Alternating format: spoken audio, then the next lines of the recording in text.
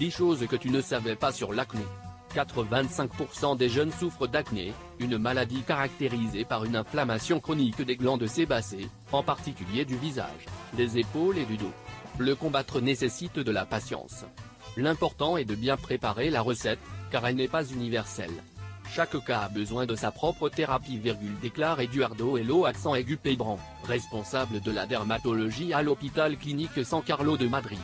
Outre d'autres problèmes cutanés, tels que le psoriasis et l'alopécie, il a un impact très important sur la vie des personnes touchées. Sa persistance a alimenté les mythes selon lesquels des spécialistes se battent depuis des années sans grand succès. Ils assurent qu'avec un suivi adéquat, l'acné ne peut être qu'un souvenir de l'adolescence à partir duquel il n'y aura pas de cicatrices ni physiques ni émotionnelles. Inconvénient du médicament le plus efficace. Les dermatologues parlent d'isotrétinoïne comme d'un produit extrêmement efficace. En fait, sa marque de commerce, Roacutan, est le traitement le plus populaire contre l'acné sévère.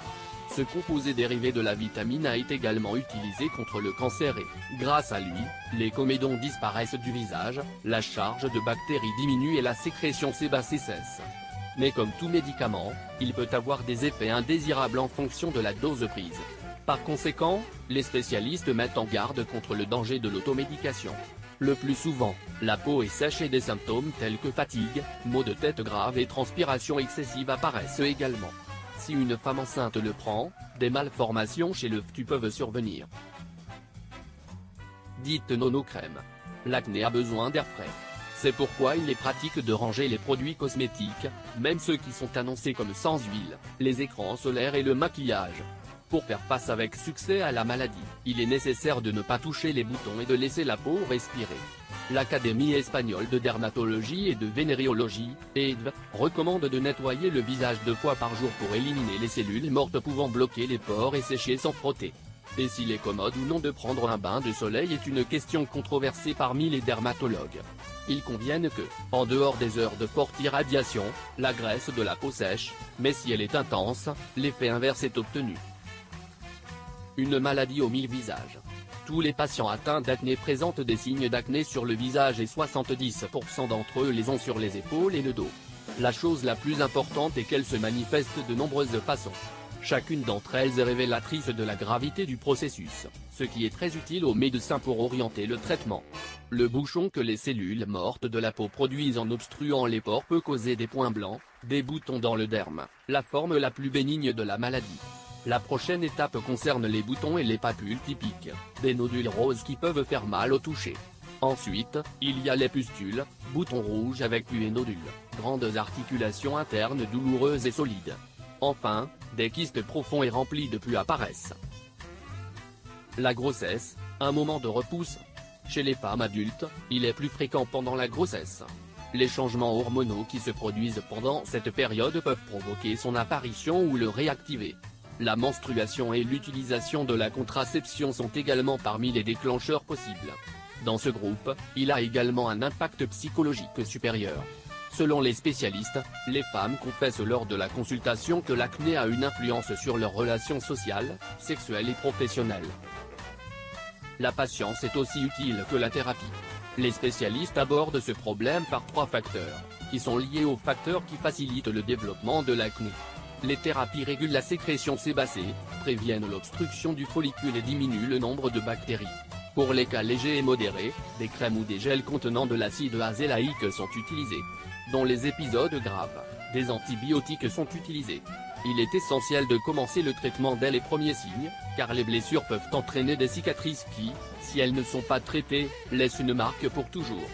Et l'élément clé, persévérer en thérapie, car il faut au moins 3 mois pour guérir l'acné. Génétique, mais pas seulement héréditaire. La prédisposition à souffrir d'acné fait entrer nos gènes, mais il n'est pas toujours nécessaire de donner le visage. Le plus commun est qu'un certain épisode provoque son apparition. Plusieurs fois, les changements qui surviennent dans le corps pendant la puberté justifient déjà ses débuts. Peut-il être prévenu?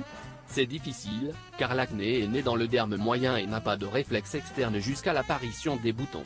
Ce que vous pouvez faire est de le contrôler dès que les premiers points apparaissent. Les matures souffrent aussi. L'adolescence et l'acné vont de pair. Il se développe généralement entre 13 et 15 ans, et les experts soulignent que, dans la majorité des cas, il serait guéri sans traitement vers l'âge de 20 ans. Cependant, en raison du choc psychologique qu'elle produit, elle nécessite une attention urgente. Les médecins ont des réponses pour anticiper la fin d'une maladie qui peut devenir une épreuve. Ils en ont aussi pour les adultes, car 3% des hommes et 12% des femmes de plus de 45 ans souffrent d'acné. Fumer aggrave son évolution. Le tabac n'a aucun avantage pour la santé et l'acné ne fait pas exception. Il a été prouvé que la dépendance à la nicotine la rend persistante chez les personnes qui en souffrent, notamment parce qu'elle provoque une inflammation des tissus, l'un des symptômes caractéristiques de cette maladie. En outre, il peut agir comme un déclencheur parmi ceux qui sont prédisposés à le subir.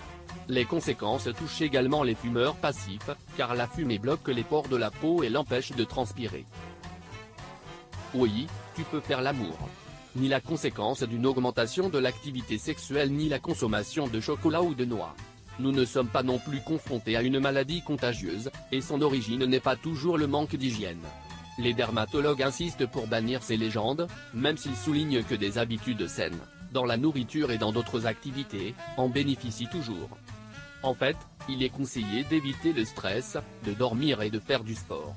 Il est également recommandé d'avoir une hygiène rigoureuse et de ne pas oublier que certains savons sont nocifs, car ils ont un effet inflammatoire sur les comédons typiques de cette affection.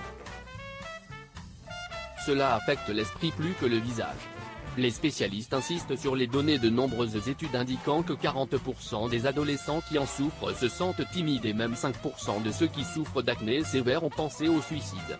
La maladie et la dépression se chevauchant, il est donc très souvent nécessaire de faire appel à un psychologue ou à un psychiatre, en plus du dermatologue. L'objectif est d'empêcher que le problème ne devienne une maladie chronique ayant des répercussions sur la santé mentale, alors que ce serait un compagnon passager.